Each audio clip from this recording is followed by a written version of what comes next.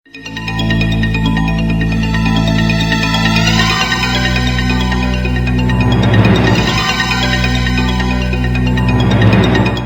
दिल की बात ना मन की बात, प्रेम की बात प्रेम के साथ। मैं प्रेम मधुकांति न्यूज़ 19 में आपका पुनः स्वागत करता हूँ।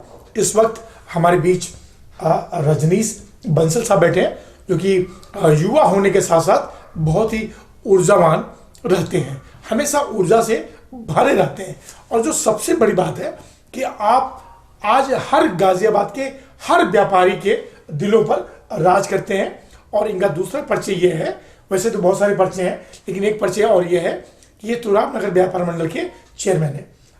रजनीश बंसल जी, आपका न्यूज़ 19 के इस प्रोग्राम में आपका स्वागत है। नमस्कार। नमस्कार रजनीश जी, जो सबसे बड़ा सवाल ये है कि व्यापारी वर्ग को आप उसका नेतृत्व करते हैं, उसका प्रतिनिधित्व करते हैं। मैं चाहूँगा इस वक्त जो हमारा व्यापारी है, रजनीश बंसल जी के जो रजनीश बंसल जी के नज़रों में उन व्यापारियों की सबसे मूलभूत बड़ी बड़ी समस्याएं क्या हैं? देखिए प्रेम जी, आपने व्यापारियों का मुद्दा उठाया, निश्चित रूप से बड़ा गंभीर विषय है। आज का जो परिस्थितियां हैं उसमें सबसे ज़्यादा सफ़र जो कर रहा है वो सिर्फ व्यापारी वर्ग कर रहा है। व्यापारियों के साथ अजीब समस्या क्या है कि जो अनेक अन्य वर्ग होते हैं उन वर्गों को तो तरह तरह की सुविधाएं मिलती हैं, तरह तरह के लोग पैकेज दे देते हैं, लेकिन हर स्तर पर आमतौर पे व्यापारी ठगा जा रहा है। व्यापारियों के लिए जितने भी आप मैं विशेष तौर से जो एक साल 2020 निकला कोरोना काल, उसमें मैं व्यापारियों की पीड़ा को जानना चाहता हूँ। व्यापारियों की सबसे बड़ी पीड़ा तो यही रही कि इस बार व्यापार पूरी तरह से डिस्टर्ब हुआ। व्यापार के नाम पे जिस समय मार्च के बाद जो एक व्यापार का सीजन होता है, खासकर जो गर्मियों में, और मैं तो चूंकि कपड़ा व्यापारी हूँ, हौजरी और गारमेंट का काम करता हूँ, कपड़ा और हौजरी या गारमेंट व्यापारी के साथ चूंकि एक पूरा सीजन की तैयारी होती है जी। दिसंबर जनवरी में वो माल खरीद के रखा होता है, मार्च के बाद वो माल बिकना शुरू होता है, गर्मियों की पूरी लागत, पूरी परचेजिंग किए हुए होता है, लागत लगा चुका होता है, कुछ माल नहीं बिका, लॉकडाउन हो गया, सब पूरा बाजार बंद हो गया। दूसरी मार पड़ी कि कोरोना काल में जब जिनके किराए की दुकानें थी, किराए के शोरूम थे, किराए की बिल्डिंगें थी, उन्हें उनका किराया भुगताना पड़ा। दूसरा, जितना भी अपने यहाँ जो स्टाफ उनके यहाँ रहता था, स्टाफ की सैलरी थी, अपनी आमदनी का कोई साधन ना होते हुए व्यापारी ने सरकार को सहयोग दिया, सरकार के लिए काम किया, सरकार को जहाँ यथासंभव, चाहे वो आर्थिक रूप से, चाहे वो सामान के तौर पे, सामाजिक तौर पे, श्रम से, फूडिंग हो, खाना बांटना हो, किसी भी तरह से खाना बांटा, कंबल बांटे, जैसे इसके अलावा जो मास्क बांटे, या जब जैसी जैसी जरूरतें पड़ी, व्यापारी ने अपना पूरा सहयोग किया। और उसको सिर्फ और सिर्फ अपनी पूंजी से सहयोग करना पड़ा। जी, क्योंकि उसने अपने किराए भी भुगताए, अपने जो स्टाफ थे उनके वेतन भी दिए, और जो सरकार को इस तरह से मदद की, समाज के लिए आगे बढ़ के काम किया। बदले में जो सरकार ने हमें पैकेज दिखाया, अगर हम उसे आप मूर्त रूप से समझें, अगर हम कागजी रूप में या सिर्फ भाषण के तौर पे समझें, तो आपको लगेगा ऐसा था वैसा था, लेकिन कोई भी व्यापारी, सामान्य व्यापारी लाभान्वित ही नहीं हुआ। इसका लाभ किन्हें मिला? या तो बड़े पूंजीपतियों को, बड़ी बड़ी कंपनीज को, चूंकि ये सारे पैकेज ज्यादातर उनके खातों में गए। आप देखें, एक आम व्यापारी, एक आम दुकानदार जो वहां दुकान पे बैठ के अपना व्यापार कर रहा है, जो बाजार में अपनी दुकान लेके बैठा है, उस तक क्या पहुंचा? जब उस तक कुछ नहीं पहुंचा, आज इंडस्ट्रियलिस्ट कितने होते हैं? आज एक क्षेत्र में, किसी भी एक नगर में, अगर हम गाजियाबाद शहर की बात करें तो गाजियाबाद में आज कई हजार दुकानें हैं जी, और कई हजार दुकानों से जुड़े हुए, एक एक दुकान के 4-4, 5-5, 6-6 अगर एम्प्लॉइज भी गिने तो लाखों की संख्या में ऐसे लोग होते हैं जो दुकानों से जुड़े हुए हैं। एक व्यापारी आज खाली अपना परिवार नहीं चलाता जी, अपने परिवार के साथ साथ वो अनेक दसियों व्यापार परिवार जो चलाता है जी। और जब व्यापार नहीं रहा, काम बंद रहा, तो ऐसे में उसका आय का साधन कुछ नहीं था जी। और उस सब के बावजूद उसने सारे उनका भरण पोषण किया। इसके बाद जब कोरोना खत्म हुआ तो व्यापार को जिस तरीके से खोला गया, हालांकि वो चरणबद्ध था, अगर हम बीमारी की सुरक्षा की दृष्टि से देखें तो जरूरी था, आवश्यक था, लेकिन कुछ अनावश्यक जितनी चीजें साथ में की गई, मैं आवश्यक को तो अच्छा मानता हूँ, जी, अनावश्यक जो अनावश्यक चीजें थोपी गई उससे जो हमारा व्यापारियों का नुकसान हुआ, अगर हम उसकी चर्चा करें तो आप देखिए, व्यापारी के लिए तो पूरा साल सिर्फ और सिर्फ ऐसा गया कि वो अपने आप को जिंदा रख पाए ना, जिंदा रह पाए। जैसे भी कहे वो जिंदा रह गया, बस उतनी ही बड़ी बात है। रजनीश जी, दो बड़े मुद्दे हम उठाना चाहेंगे कि मोदी सरकार ने व्यापारियों के लिए 2-3 बड़े स्टेप उठाए, चाहे वो नोटबंदी रहा हो, चाहे वो जीएसटी रहा हो। थोड़ा सा मैं आपको चाहूंगा कि इन चीजों से व्यापारियों को नुकसान हुआ या फायदा हुआ? नोटबंदी अचानक उठाया हुआ एक ऐसा कदम था जिसमें खाली व्यापारी नहीं, हर वर्ग का पैसा जुड़ा हुआ था। और व्यापारी वर्ग के साथ थोड़ा सा ये कठिनता होती है, क्योंकि कैश का लेन देन का चलन उस समय आज के मुकाबले काफी ज्यादा था। हर व्यापारी के यहाँ, हर व्यापारी के परिवार में, प्रतिष्ठान में काफी पैसा जिनका नकदी का लेन देन रखा हुआ था। तो जितना वो जमा करने की सीमाएं तय की गई, हालांकि ज्यादातर लोगों का पैसा जमा हो भी गया, लेकिन ऐसे अनेक व्यापारी हैं जिनका पैसा नुकसान हुआ। और कई बार आपके और हमारे परिवारों में एक बड़ी सामान्य सी प्रक्रिया होती है कि महिलाएं अपने परिवार में कुछ सेविंग करती हैं, बच्चे अपनी गुल्लक में उठा के रखते हैं, हम भगवान जी का गुल्लक बनाते हैं, भगवान जी के गुल्लक में पैसे रख देते हैं। लेकिन हम देखते हैं कि वो कुछ कितना भी ध्यान रखने के बावजूद वो कुछ पैसे अभी भी रखे हुए रह गए, और जो नुकसान हुआ, और ये सबसे ज्यादा व्यापारी वर्ग के साथ। व्यापारी वर्ग में जो मोदी जी ने बहुत एक देश एक कर के रूप में जीएसटी को लागू किया, जीएसटी के बारे में थोड़ा बताइए। जीएसटी एक अच्छा कदम है। जीएसटी का जो इनका प्रारूप है उसमें थोड़े से संशोधन की जरूरत थी। जीएसटी जिस भाव के साथ, जिस भावना के साथ इम्प्लीमेंट किया जाना था, अगर उस भावना को पूरी तरह से लागू किया जाता, वो अभी लागू नहीं हुआ, वो अभी भी उसमें कमियां हैं। आज भी जैसे हम बात करें कि 1,000 रुपए तक का अगर गारमेंट है तो 5% का टैक्स है, और 1,001 रुपया का अगर हो गया तो उस पर 12% टैक्स है। अब ये तकनीकी दिक्कत एकदम ये तकनीकी दिक्कत है। अगर 999 का हमने कोई सामान बेचा तो हम उससे 5% टैक्स चार्ज करेंगे, और 1,001 का होते ही 12%। यहाँ पे 2 रुपया कीमत बढ़ते ही टैक्स 7 रुपया बढ़ गया। 7 रुपये बढ़ गया। 7% का मतलब 70 रुपया बढ़ गया। 70 रुपये बढ़ गया। 2 रुपया बढ़ते माल, अगर माल की 1 रुपया बढ़ती, 1,000 रुपया है तो हम 5% पे लेंगे, और 1,001 होते ही हम 12% पे लेंगे। 1 रुपया कीमत बढ़ने से 70 रुपया अगर कर बढ़ जाए तो आप इसे कैसे प्रासंगिक कहेंगे? यस, ये एक बहुत बड़ी अव्यवहारिक है। उसी तरह मतलब आपका कहना है कि जीएसटी में इसको सरल भावना अच्छी थी, भावना अच्छी थी। उस भावना को उसके मूर्त रूप में ही, मूल भावना के अनुरूप, जो उसकी मूल भावना थी, उस मूल भावना के अनुरूप ही अगर इसे लागू किया जाता, उस मूल भावना के अनुसार ही अगर इसे आगे बनाया और चलाया जाता, तो निश्चित रूप से एक बहुत क्रांतिकारी कदम होता। आज भी जो जीएसटी का प्रारूप है, इसमें अनेक संशोधनों की जरूरत है।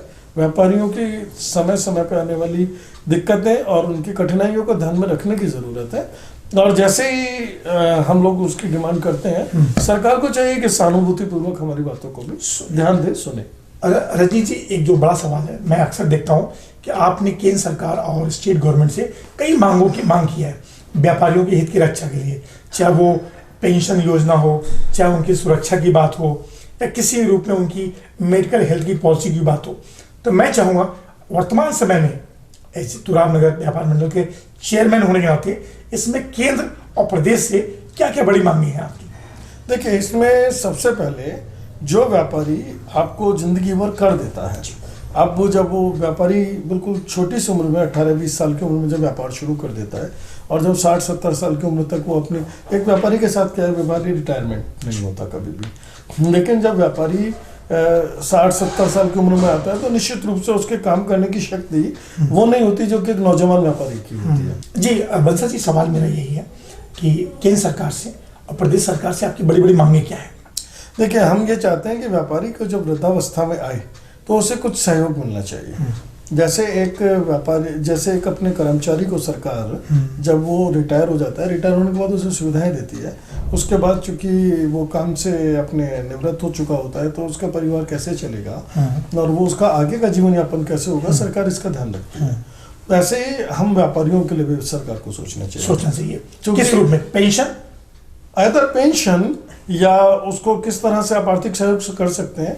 हमारे तो डिमांड पेंशन योजना की रही है, और जो व्यापारी जिस स्तर पे आपको टैक्स देते रहे हैं, आप चाहें तो उसका एक क्राइटेरिया बना सकते हैं कि जिसने जितना हमें टैक्स कलेक्शन करके दिया जैसे आप अपने अधिकारियों को ABCD ग्रेड में जी। डी ग्रेड मतलब ग्रेडिंग करते हैं, ऐसे व्यापारियों की ग्रेडिंग कर सकते हैं। छोटे व्यापारी, बड़े व्यापारी, या उसके टैक्स की कीमत के, जिसके टैक्स के दर के हिसाब से, टैक्स के मूल्य के हिसाब से आप उनकी ग्रेडिंग कर सकते हैं।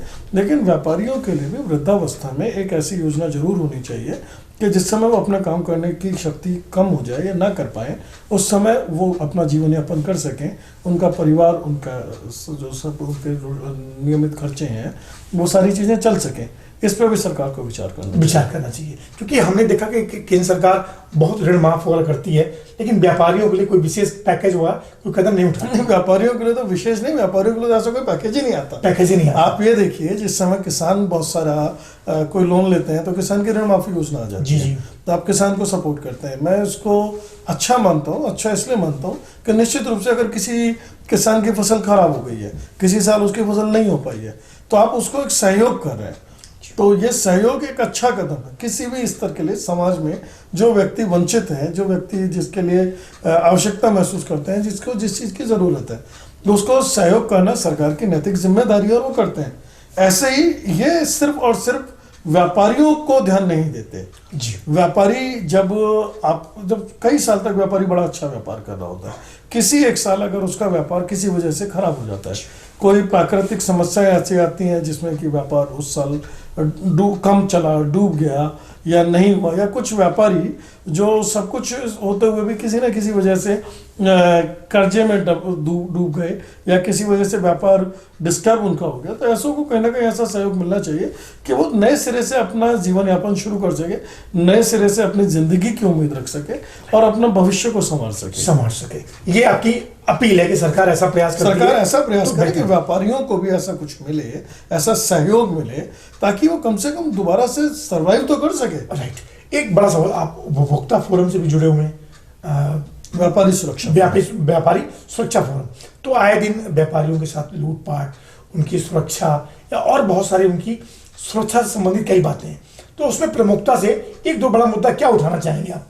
सबसे पहले व्यापारियों के लिए एक सुरक्षित माहौल दिया जाना बहुत ज्यादा जरूरी है।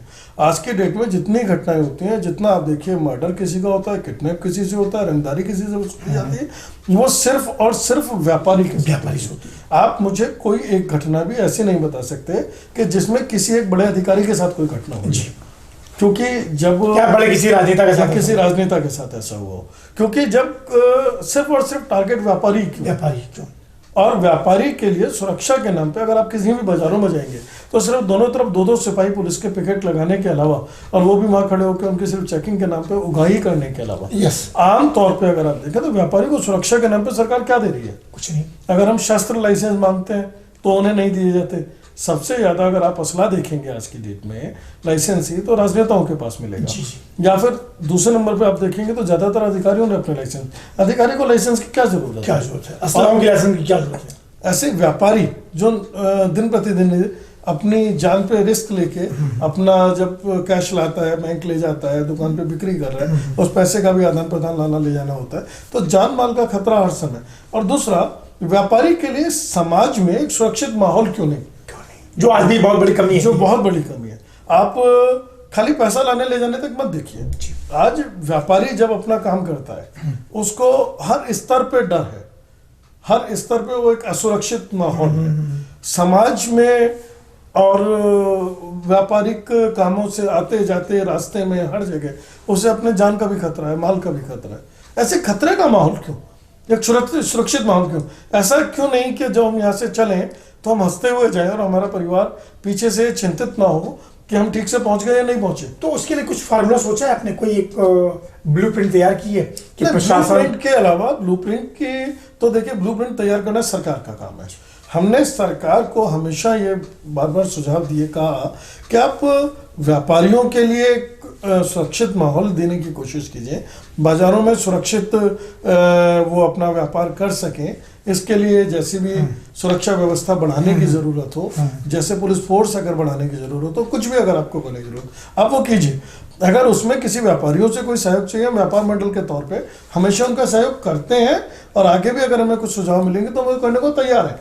लेकिन सरकार को भी तो अपनी जिम्मेदारी निभानी पड़ेगी, जो कि नहीं निभा रही। जो नहीं, हम ये तो नहीं कह सकते कि बिल्कुल नहीं निभा रही, लेकिन निश्चित रूप से अभी इसमें बहुत ज्यादा और ज्यादा जिसे कह सकते हैं कि ज्यादा काम करने की जरूरत है और बहुत ज्यादा उन्हें सुरक्षित माहौल देने की जरूरत है।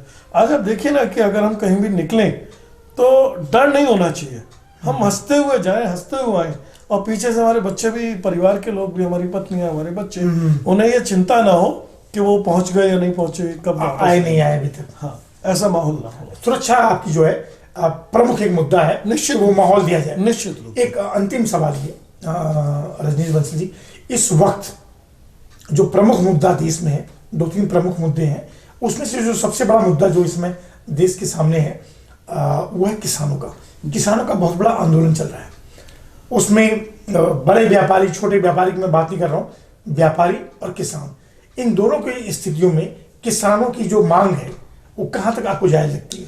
देखिए, हट धर्मिता कभी भी अच्छी नहीं होती, चाहे वो किसी की भी क्यों ना हो, चाहे वो सरकार की हो या समाज की हो। हमें अगर अपनी इतने बड़े किसान आंदोलन की जरूरत क्यों पड़ी, अगर हम ये समझें कि अगर ये गलत होता तो इतनी बड़ी संख्या में किसान शायद दिल्ली कुछ ना करते, नहीं करते, ना आते। कुछ गिने चुने लोग अगर इसे मैनेज कर रहे होते तो इतनी बड़ी संख्या नहीं आ सकती थी। अब चूंकि इतने बड़े संख्या में, इतने बड़े राष्ट्रीय स्तर पे अगर किसानों का एक दर्द है और वो दिल्ली की सरकार को सुनाना चाहते हैं तो सरकार को उसको सहानुभूतिपूर्वक सुनना चाहिए। और कभी भी आप कुछ घरानों को, बड़े, हालांकि वो भी व्यापारी हैं, लेकिन सिर्फ हम कुछ लोगों को, कुछ घरानों को, कुछ बड़े औद्योगिक घरानों को या सिर्फ कुछ पूंजीपतियों को फायदा देने के लिए इतने बड़े संख्या के किसानों को अगर हम नजरअंदाज कर दें तो ये ठीक नहीं है, ये सही नहीं होगा। उनके दर्द को समझना होगा, उनकी मांगों को सोचना पड़ेगा। तो देश के प्रधानमंत्री यानी मुखिया मोदी जी को इस बारे में एक अच्छा निर्णय समय रहते बिल्कुल लेना चाहिए, बिल्कुल लेना चाहिए और सभी के लिए सहानुभूति पूर्वक विचार करना चाहिए। सिर्फ आप अपनी मानसिकता, अपनी सोच या अपनी किसी भी जिसे कह सकते हैं कि पूर्वाग्रह से कि आपने जो सोचा वही ठीक है, ऐसा कभी नहीं हो सकता। निश्चित रूप से उसके किसी भी चीज के बहुत सारे पहलू होते हैं। एक पहलू पे अगर आपने सोचा है तो दूसरे नए पहलू जो सामने है उन पर विचार करना चाहिए। रंजीत जी, अंतिम सवाल है, क्योंकि आप गाजियाबाद के हैं, गाजियाबाद का एक अपना पृष्ठभूमि रहा है, तो अंत में गाजियाबाद प्रशासन, उत्तर प्रदेश सरकार या केंद्र सरकार से 1-2 बड़ी मांग व्यापारियों के हित के लिए प्रमुखता से क्या रखेंगे? अंतिम सवाल ही है। सबसे पहले व्यापारियों को एक सुरक्षित माहौल दिया जाए, व्यापार बड़े घरानों या बड़े पूंजीपतियों के हाथों में ना देके, जैसे आज की डेट में अमेजोन, फ्लिपकार्ट, इस टाइप के ऑनलाइन जो बहुत ज्यादा चल गए हैं, जिसकी वजह से खुदरा व्यापारी जितना है वो सब परेशान है, जो दुकानदार हैं, छोटे दुकानदार हैं वो परेशान। सरकार को सोचना चाहिए इसके बारे में, सरकार को उनके बारे में सोचकर छोटे व्यापारियों को उनका व्यापार को संरक्षण देना चाहिए, उन्हें प्रोत्साहन करने की नीति बनानी चाहिए। के साथ ही जो व्यापारियों के लिए मैंने वृद्धावस्था पेंशन की बात की, वृद्धावस्था पेंशन के साथ साथ जब व्यापारी का कोई जैसे बीमार होता है तो उनके लिए, जैसे आप दूसरे लोगों के लिए, गरीबों के लिए आप चिकित्सा सुविधा उपलब्ध कराते हैं, इस टाइप के उनके चिकित्सा, देखिए बीमारी एक ऐसी चीज़ है जो सभी को, किसी को भी हो सकती है, तो उनके लिए चिकित्सा न्यूनतम दर पे, सस्ती दर पे या निःशुल्क, जैसे भी व्यापारी है जिसका जैसा स्तर है उनके हिसाब से चिकित्सा, और इसके अलावा एक सुरक्षित माहौल उन्हें दिया है ताकि व्यापार चहुमुखी प्रगति कर सके। और चूंकि किसी भी अर्थव्यवस्था की रीढ़ की हड्डी व्यापारी होता है और हम भारत की अर्थव्यवस्था को और मजबूत बनाने के लिए हमेशा प्रतिबद्ध हैं, हम चाहेंगे कि इसमें हम अपना और बढ़ चढ़ के योगदान दें, सरकार हमारा सहयोग करे। रजनीश जी, आपका बहुत बहुत धन्यवाद। फिर किसी मुद्दे पे हम मिलेंगे। Thank you sir. नमस्कार। नमस्कार सर। नमस्कार।